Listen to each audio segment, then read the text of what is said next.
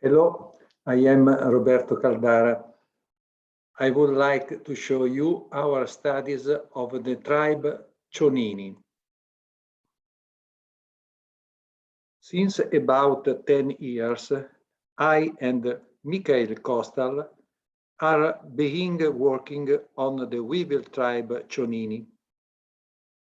The tribe Chonini belongs to the subfamily Curculionine and currently comprises 7 genera occurring predominantly in the Palearctic region. The largest genus is Chonus, with more than 100 species, which is also represented in the Afrotropical region, including Madagascar and the Oriental region, whereas the others are considerably smaller.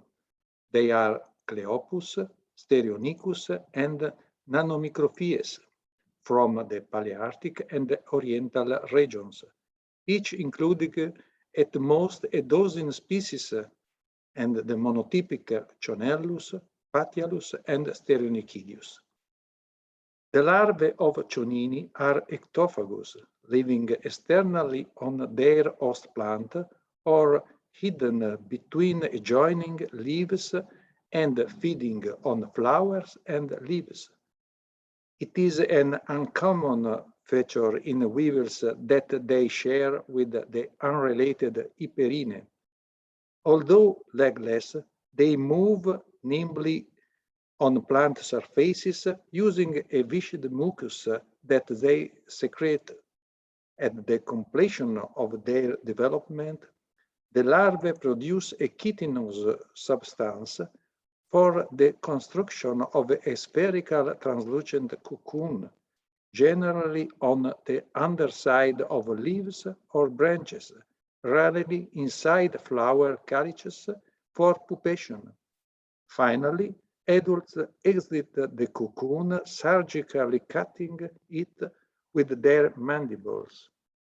With regard to the bigger genera, the Palearctic species of Chonus and Cleopus live mainly on Scrofulariaceae and less frequently on closely related family Budleiaceae and Paulowniaceae, whereas Stereonychus live on Oleaceae. The monophyly of Chonini has never been doubted and is strongly supported by the behavior and morphology of immature stages, as well as by morphological characters of adults. This tribe was recently defined by several synapomorphies, the most important of which seem the narrow head between eyes, missing uncus on tibiae in females, the length of the ventritis, the shape of the spermatheca. The results of the present phylogenetic analysis suggest Chonini to be the sister group of Mechinini, which have also 5 segmental antennal funicle, close fused at the base, and live also on Scrofulariaceae and the closely related family Plantaginaceae. A revision of the entire tribe is in progress. After the recently published revision of the Palearctic species of Chonus, which largely increased the knowledge of this genus since the previous revision by Wingemüller about a century ago, the revision of Apotropical Chonus is in the terminal stage. Oriental species from this genus are being revised now. The examination of many type specimens and large material led to the discovery of many new species in all groups. Our preliminary results indicate that most of the characters currently used to distinguish the 7 genera need a clear reassessment with respect to the extra-Palearctic species. The main characters usually reported for the separation of the 3 more problematic genera, Cleopus, Chonus, and Stereonychus, are the presence of the tibial unci, the shape of the claws, and the shape of the prosternum, the pattern of the dorsal vestiture. Actually, by the study of all the species belonging to this genera, it appears undoubted that several species have the mix of characters for each genus. It seems that all possible lineages followed the same evolutionary modifications in their habitus, nullifying all apomorphism. For example, an intriguing character seems the presence of unci at least in one sex and at least on some tibiae. It is noteworthy that this character is actually retained by representatives of all genera as presently considered: Cleopus solani, Chonus elleri, and Chonus conguanus. It is also noteworthy that the same is for a similar pattern of dorsal vestiture: Chonus alauda, Stereonychus fraxini, Cleopus japonicus. Therefore, these species might represent the most basal ones for each genus. Unfortunately, if so, these characters seem poorly useful and highly misleading for the cladistic. Presently, we hardly see characters without any suspicious homoplasy. The unique possible distinctive characters might be a prosternal anterior emargination lacking in Cleopus, but also in an African species of Chonus, but present in Chonus and Stereonychus, and the shape of the claw, two symmetrical claws in Cleopus, asymmetrical claws in most Chonus, a single claw in Stereonychus. But can we really consider the claw not homoplastic?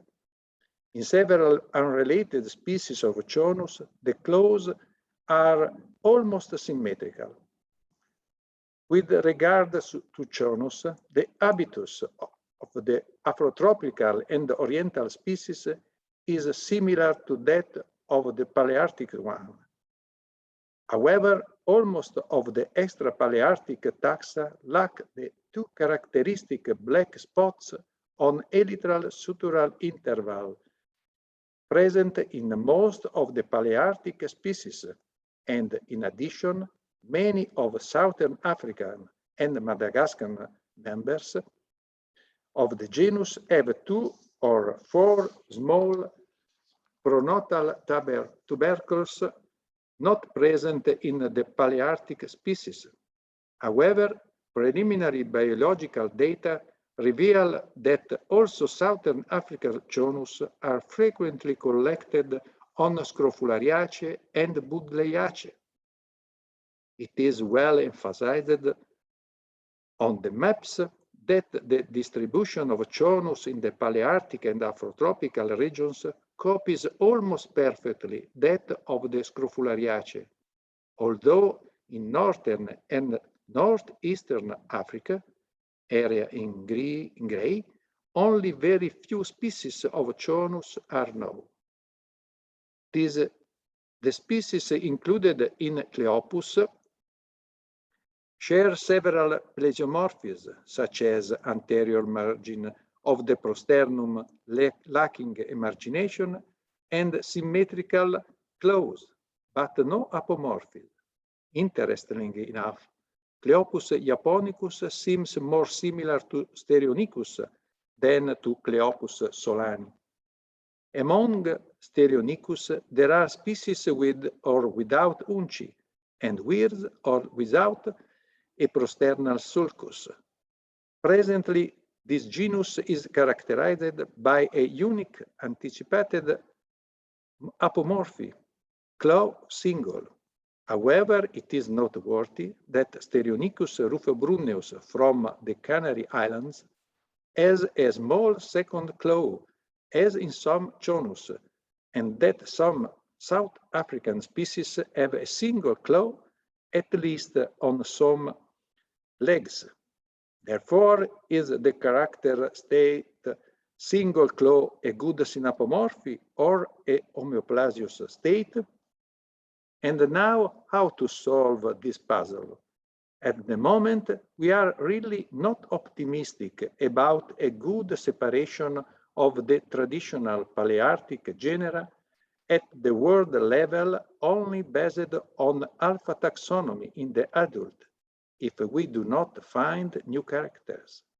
Genitalia also seem to lack clear apomorphism.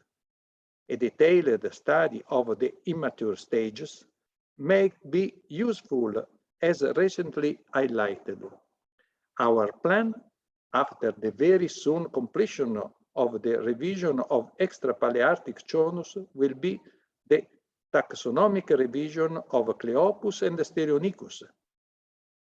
At that point, we hope that to have a better knowledge of the importance of morphological characters.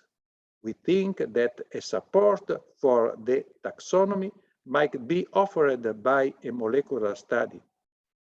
The recent collection of several Palearctic and Afrotropical species in alcohol, we already started for this goal. It might be that right way for a consistent integrative taxonomy. We hope to have given you information about this interesting tribe of weevils and hope to give you also a complete publication of our data soon. Thank you very much for your attention. Michael from Slovakia and Roberto from Milano.